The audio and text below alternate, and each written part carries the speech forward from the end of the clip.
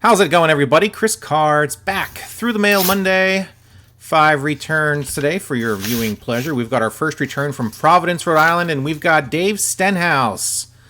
Dave Stenhouse, a 3-year career with the Washington Senators, over 10 years as a pro.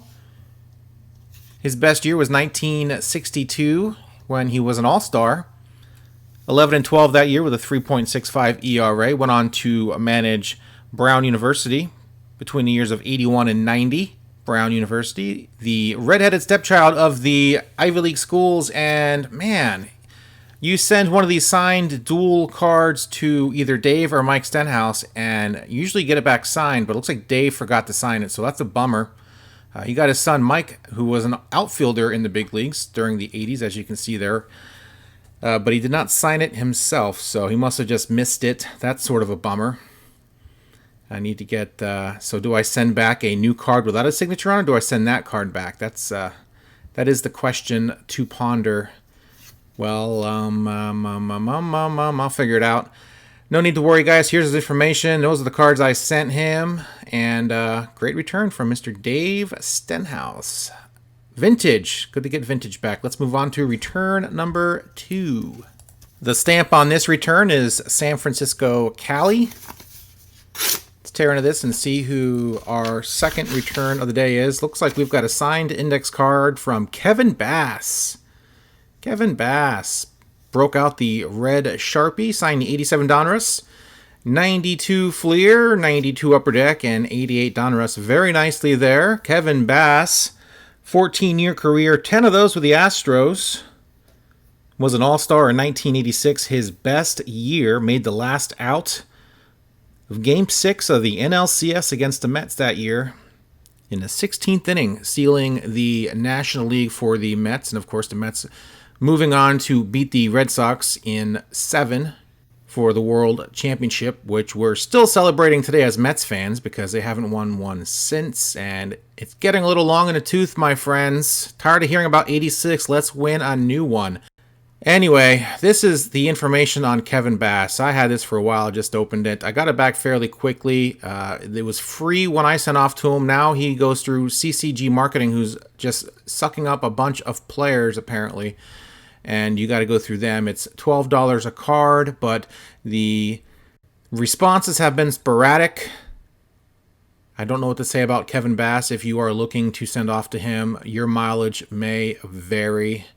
You can try his home address in California. I'm not sure what I would do now if I was sending off to him. Probably just wouldn't send off to him. But of course, I got some cards I need signed by him: 89 Upper Deck and 87 Tops.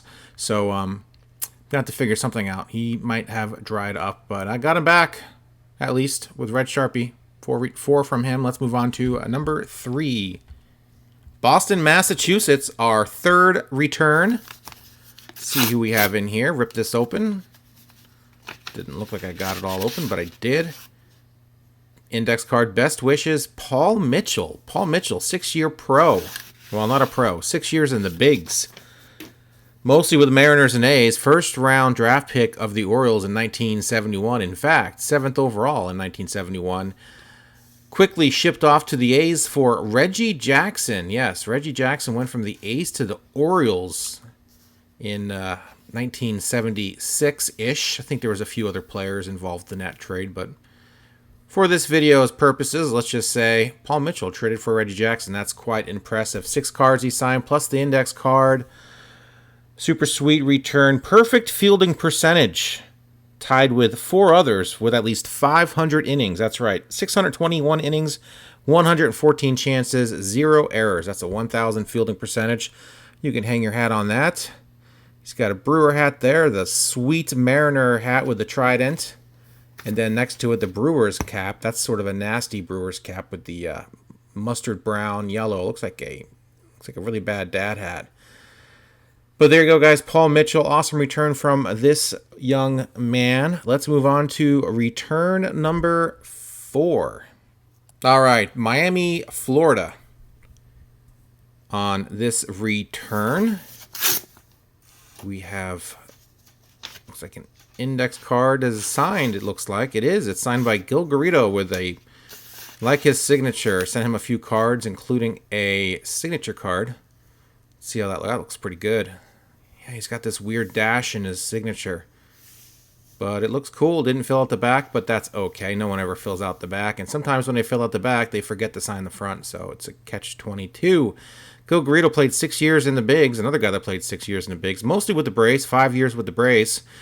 If you rewatch the 1969 NLCS, as I do every so often, you will see that Gilbert Garcia went 2 for 10 for the Braves as they got swept out of the postseason that year by the eventual world champion New York Mets. 1969, 1986. Oh boy.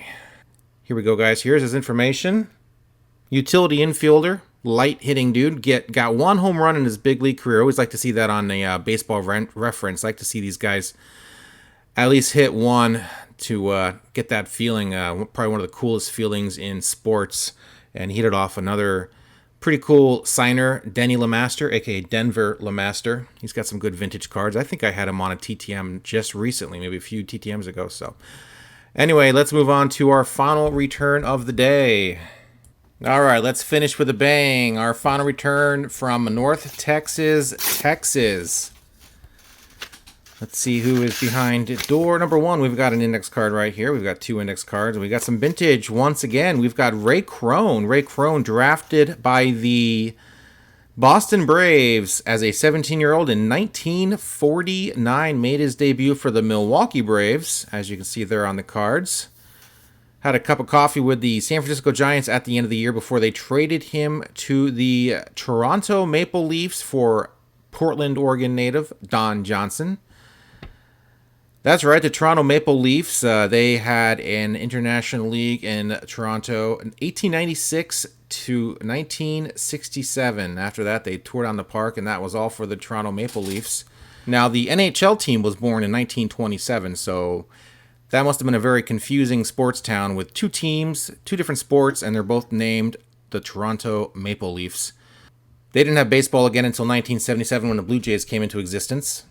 And pretty excited about this week's return, guys. A lot of vintage. Always fun to get some of these old-timers on these old-timing cards, and they look great. Here we go. Here is the spread. Kevin Bass with his strange red Sharpie. He was a long-time Astro. You figured he would use maybe an orange Sharpie. I know they exist.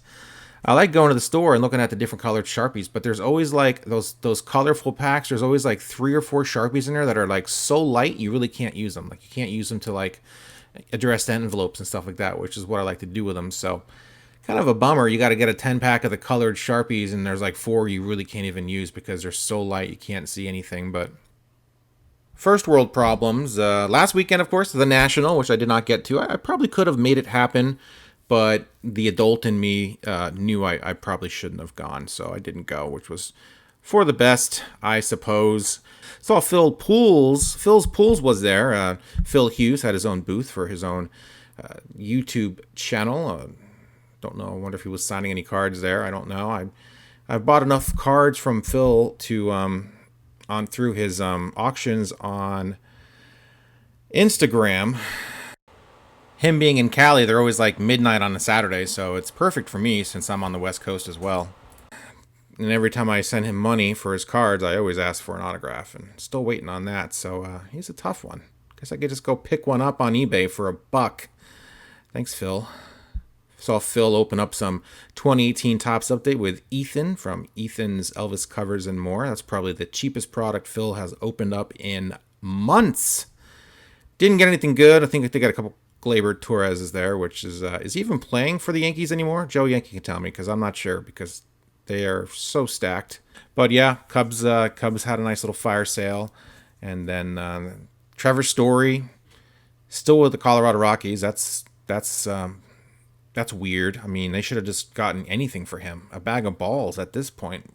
But, well, whatever. I guess they can do whatever they want. So, trade deadline has come and gone. The Mets didn't sign their first-round draft pick, 10th overall, because of fears of his health. Well, everyone else passed on him in the first, 9 picks. And, of course, somehow the Mets I'm not sure where they get their information from, but they should get it from the same place the first 9 teams in front of them got him from, because they knew to skip on that dude. So you know what? Next year's probably going to be a stronger draft class, and the Mets will get a compensatory pick, the 11th pick next year, because they did not sign their guy this year. So it's not a total loss.